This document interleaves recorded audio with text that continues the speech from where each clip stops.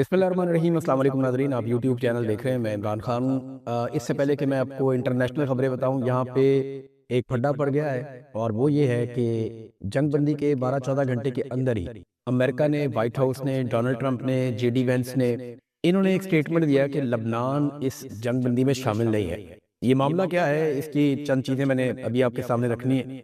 आलमी मीडिया इसको कैसे रिपोर्ट कर रहा है? देखिए, हमारे पाकिस्तान में एक प्रॉब्लम ये है कि हम हर चीज़ को देखते हैं उस ऐनक से जो एस्टेब्लिशमेंट ने हमें पहनाई हुई है, और एस्टेब्लिशमेंट ने एक मुहिब वतनी की ऐनक बनाई हुई है और वो हर पाकिस्तानी को फिट की हुई है। तो पाकिस्तान के अंदर उस ऐनक से बाहर देखना बहुत मुश्किल होता है, लिहाजा हम नजरअंदाज कर देते हैं उन सारे फैक्टर्स को जो मौजूद होते हैं ग्राउंड पे। हम हकायक को जानना ही नहीं चाहते, देखना ही नहीं चाहते। तो दुनिया चीजों को किसी और तरह देखती है। यहाँ कुएं का मेंढक बन के आप दुनिया का मुकाबला नहीं कर सकते, लिहाजा हकायक को देखना चाहिए। लेकिन पहले मैं इमरान खान साहब की जो जेल में सिचुएशन है वो, और इमरान खान साहब ने एक बड़ी अनाउंसमेंट की है, क्योंकि आज 9 अप्रैल है और आज की रात इमरान खान साहब की हुकूमत गिराई गई थी। मैं साबिर शाकिर साहब, मोहित पीरजादा, शहीद अरशद शरीफ और चंद दीगर सहाफ़ी हम मौजूद थे उस दिन वज़ीर आज़म हाउस में। हमने बहुत सारी चीजें देखी, हम उनके विटनेस हैं, हम उसके बारे में तज़किरा करते भी रहे हैं। लेकिन इस वक्त उस वज़ीर आज़म को जिसको निकाला गया जबरदस्ती रजीम चेंज ऑपरेशन के जरिए से,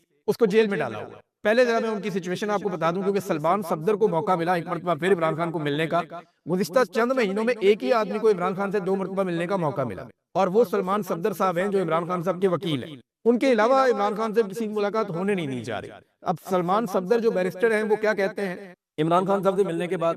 उन्होंने कहा जी कि इस्लामाबाद हाई कोर्ट के अहकामात की रोशनी में अडयाला जेल के हुकाम ने 4 माह के तातुल के बाद आज सपहर 3 बजे जनाब इमरान खान साहब से मुलाकात की सहूलत फराम की। अदालती अहकामात और बारहा दरखास्तों के बावजूद बुशरा बीबी को अहम हदायत के लिए वकील और मुवक्किल से मुलाकात के लिए जो है वो सेल से नहीं बुलाया गया, उनसे मुलाकात नहीं करवाई। मुलाकात 60 मिनट तक इमरान खान से जारी रही, जिसमें खान साहब को अलकादर ट्रस्ट केस समेत तमाम कानूनी मामलात पर जामे ब्रीफिंग दी गई। मजमूई तौर पर खान साहब अच्छी सेहत में हैं, बुलंद हौसले और पहले की तरह गैर मामूली तौर पर मजबूत नजर आ रहे थे। ताहम उनकी आंख की तकलीफ बदस्तूर बरकरार है, जिसकी वजह से बिनाई में शदीद दुश्वारी है और बहुत मामूली बेहतरी आई है। 2 हफ्ते में मजीद इलाज किया जाएगा।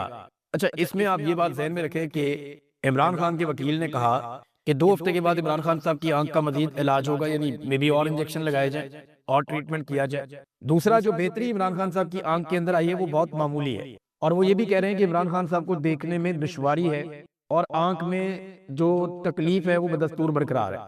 ये बड़ी तकलीफ दे सिचुएशन है। एक आदमी कैद तन्हाई में है, उसको सहूलतें नहीं है, फैमिली को मिलने नहीं देते, दुनिया से उसको काट कर रखा हुआ है, और उसकी आंख में शदीद दर्द भी है। फिर उसका इलाज भी उसके साथी मुआलिजीन से नहीं करवा रहे। फिर ये भी नहीं पता चलता कि उसको ये बीमारी लगी कैसे, ये इतने क्लॉट्स ब्लड में बने कैसे। बहुत सारे सवालात हैं जो इमरान खान साहब की फैमिली बार बार उठाती है। इन सवालों के जवाब हमारे पास नहीं है, और सरकार इन सवालों के जवाब देना नहीं चाहती। इमरान खान तक किसी की एक्सेस नहीं है। उनकी फैमिली सवाल लेकर कभी अदालतों में जाती है, कभी सड़कों पे आती है, लेकिन इन सवालों के जवाब किसी के पास नहीं है। जिनके पास है वो डिठाई पे उतरे हुए। इमरान खान साहब ने अलकादर केस के हवाले से नहायत वाज़ेह हदायत दी और जमानत की दरखास्तों पर दलाइल देने और मेरिट पर फैसले की इस्तदा करने पर जोर दिया।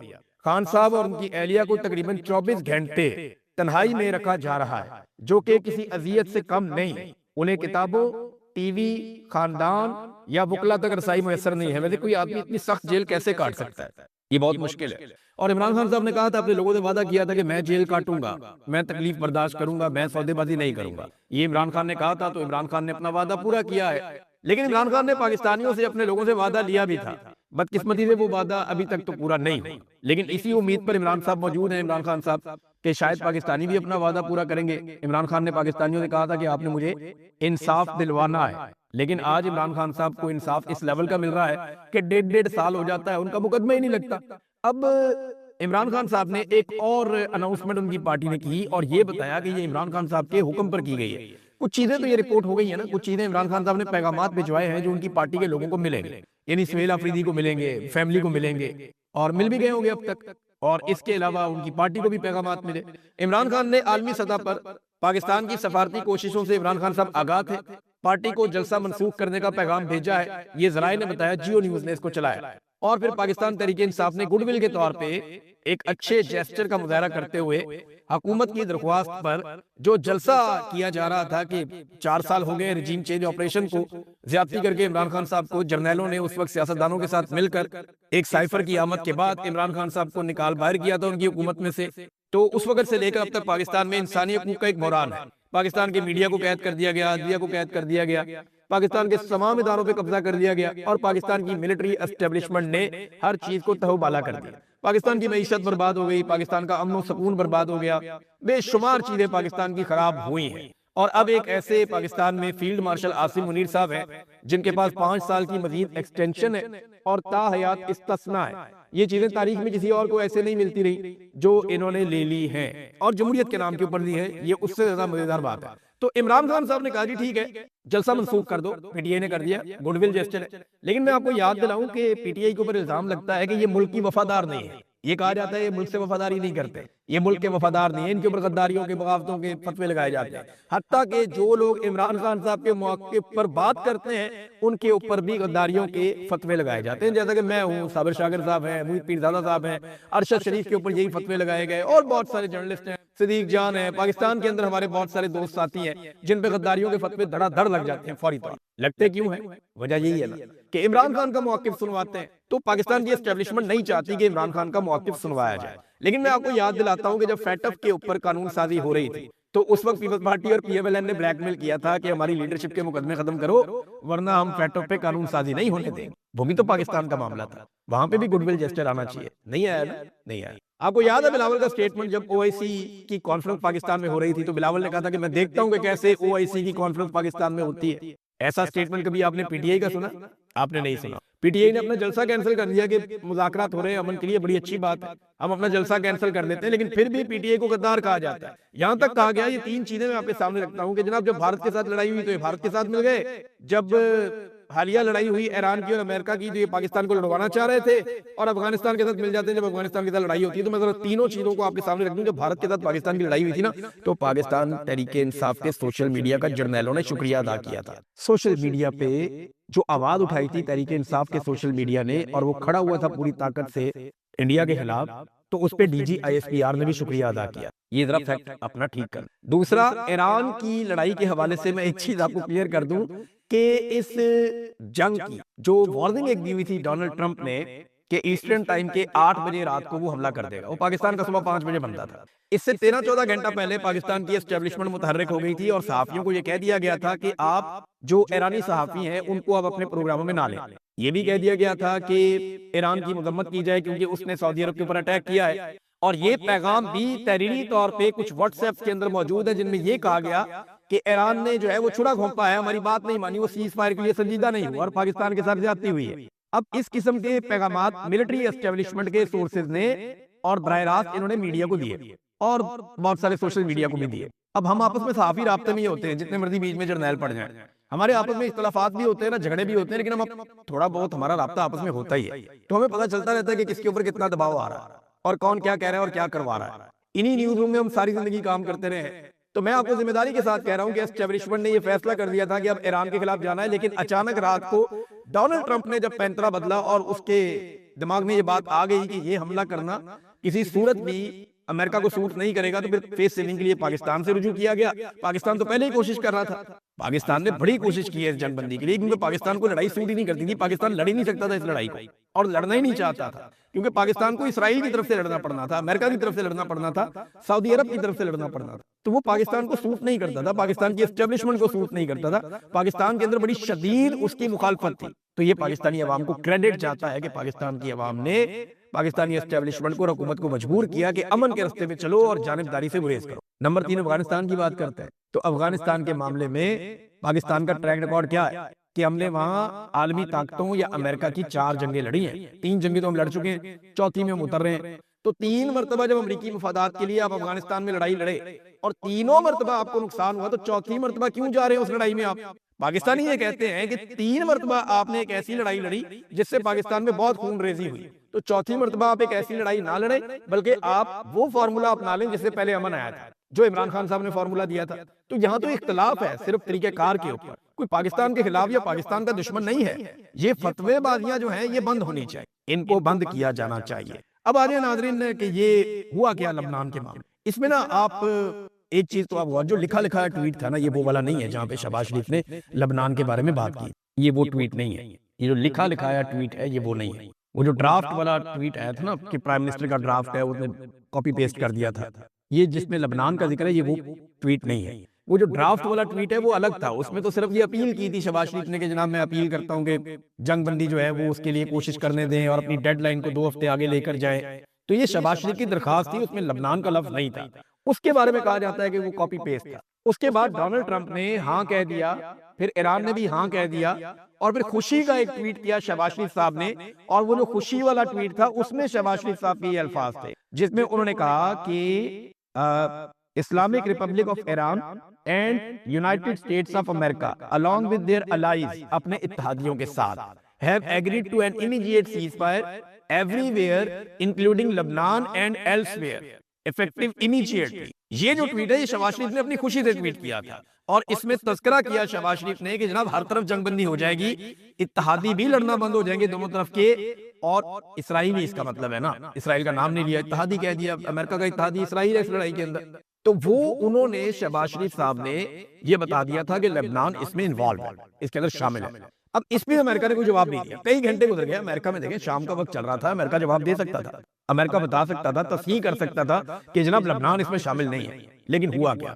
دن کے وقت شدید بمباری شروع ہو گئی لبنان میں اب تک کبھی اتنی شدید بمباری نہیں کی گئی اسرائیل کی جانب سے جو گزشتہ 2 روز کی گئی ہے۔ اتنی شدید بمباری ہوئی ہے کہ سویلینز کی شہادتوں کے بارے میں بتایا جا رہا ہے کہ 200 سے زائد لوگ شہید ہو گئے۔ بی بی سی 180 بتا رہا تھا، کچھ میڈیا 234 بتا رہے تھے، کچھ اس سے اوپر بتا رہے تھے، تو 200 کے لگ بھگ لوگ شہید ہو گئے لبنان کے اندر۔ بڑی شدید بمباری ہوئی ہے، اس کے مناظر دیکھ کے بندہ دہل جاتا ہے۔ اور دیکھیں ایران کا ساتھ دیا تھا حزب اللہ نے، جب ایران کے اوپر برا وقت آیا تھا اور ایران کے اوپر بمباری ہو رہی تھی لگاتار امریکہ اور اسرائیل کی جانب سے، تب حزب اللہ نے لبنان سے اسرائیل کے اوپر لڑائی کی تھی اور اسرائیل کو چیلنج کیا تھا۔ اب ایران کے لیے بہت مشکل ہے، ان کے صدر نے بھی یہ کہا ہے کہ ہم لبنان کو تنہا نہیں چھوڑ سکتے، کہ اس وقت جب ایران کی جنگ بندی ہوگی تو لبنان کے اوپر اٹیک ہوتا جائے تو وہ نہیں ہو سکتا۔ یہ ایران نے اس لیے بنیادی شرط رکھی۔ اب شرطوں کے اوپر بھی پھڈا پڑ گیا، امریکن کہتے ہیں شرائط کچھ اور ہے، ایرانی کہتے ہیں شرائط کچھ اور ہے، لیکن اس میں نا ہمیں ایک سٹیٹمنٹ دیکھنا پڑے گا عراقچی کا، جو ایرانی وزیر خارجہ ہیں وہ یہ کہتے ہیں شہباز شریف صاحب کے ٹویٹ کو پوسٹ کرتے ہوئے، وہ اس کے اوپر لکھتے ہیں کہ ایران اور امریکہ کے درمیان جنگ بندی کی شرائط واضح اور 2 ٹوک ہیں، امریکہ کو انتخاب کرنا ہوگا، یا تو جنگ بندی یا پھر اسرائیل کے ذریعے جاری جنگ، وہ یہ دونوں چیزیں ایک ساتھ نہیں رکھ سکتا، یعنی یا تو جنگ ختم ہو جائے گی اگر آپ اسرائیل کو نہیں روکیں گے تو، ورنہ پھر جنگ بندی کرنی ہے تو اسرائیل کو روکنا پڑے گا۔ پوری دنیا لبنان میں ہونے والے قتل عام کو دیکھ رہی ہے، اب گیند امریکہ کے کورٹ میں ہے، اور دنیا دیکھ رہی ہے کہ کیا وہ اپنے وعدوں پر عمل کرے گا یا نہیں کرے گا۔ یہاں پہ نا ایک ٹویٹ اس سے زیادہ وضاحت کے ساتھ آیا ہے کالیباف کا، یہ جو ایرانی پارلیمنٹ کے اسپیکر ہیں، وہ یہ کہتے ہیں کہ مذاکرات کے آغاز سے قبل 10 نکاتی تجویز کی 3 اہم شقوں کی خلاف ورزی ہو چکی۔ وہ یہ کہتے ہیں کہ 3 ایسی شقیں ہیں جن کی خلاف ورزی ہو گئی ہے، جو 10 شقیں ہم نے دی تھی ان میں سے 3 کی خلاف ورزی ہو گئی۔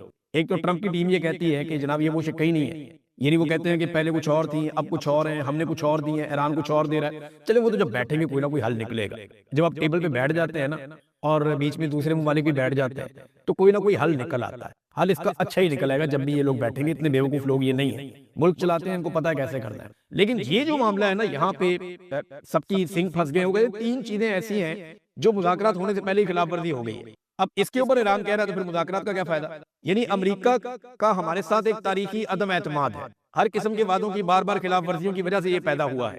یہ ایک ایسا طرز عمل ہے جو افسوس کے ساتھ ساتھ بار بار دہرایا جاتا ہے، جیسا کہ امریکہ کے صدر نے اپنی پوسٹ میں واضح طور پر کہا کہ اسلامی جمہوریہ ایران کی 10 نکاتی تجویز مذاکرات کے لیے ایک قابل عمل بنیاد ہے، ان مذاکرات کی بنیاد فریم ورک ہے، تاہم اس تجویز کی 3 شقوں کی اب تک خلاف ورزی کی جا چکی ہے۔ شقیں کون کون سی ہیں یہ انہوں نے بتایا، یہ کالیباف نے، انہوں نے کہا جناب کہ ایک تو جنگ بندی کا فوری طور پہ شہباز شریف صاحب نے بھی کہا تھا اور اس میں لبنان کا ذکر کیا گیا تھا، لیکن لبنان کے اوپر اٹیک کیا گیا، ایرانی فضائی حدود میں گھسنے والے ڈرون کا داخلہ، جسے صوبہ فارس کے شہر لار میں تباہ کر دیا گیا، یہ بھی ایک خلاف ورزی ہے۔ ایرانی فضائی حدود کی مزید کسی بھی خلاف ورزی کو روکنے والی شک جو ہے اس کی کھلی خلاف ورزی یہ کی گئی ہے۔ ایران کے یورینیم افزودگی کے حق سے انکار، جو کہ اس فریم ورک کی چھٹی شک میں، وہ کہہ رہے جی چھٹی شک ہماری یہ تھی، جو چھٹی شرط تھی ایران کی وہ یہ تھی کہ جو ایران یورینیم افروزہ کرتا ہے اس کا طریقہ کار طے کر لیا جائے گا، ایران اس سے دستبردار نہیں ہوگا۔ لیکن امریکہ کیا کہہ رہا ہے کہ ایران اس سے دستبردار ہو جائے گا، اور یہی بات اسرائیل بھی کر رہا ہے۔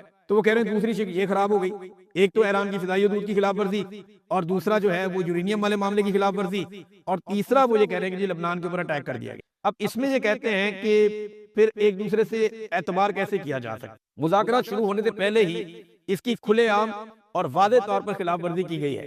ایسی صورتحال میں دو طرفہ جنگ بندی یا مذاکرات غیر معقول ہے۔ یہ بہت امپورٹنٹ ہے، یہ کوئی معقول بات ہی نہیں ہے کہ ہم اب جنگ بندی کر لیں، یہ مذاکرات تو غیر معقول ہے۔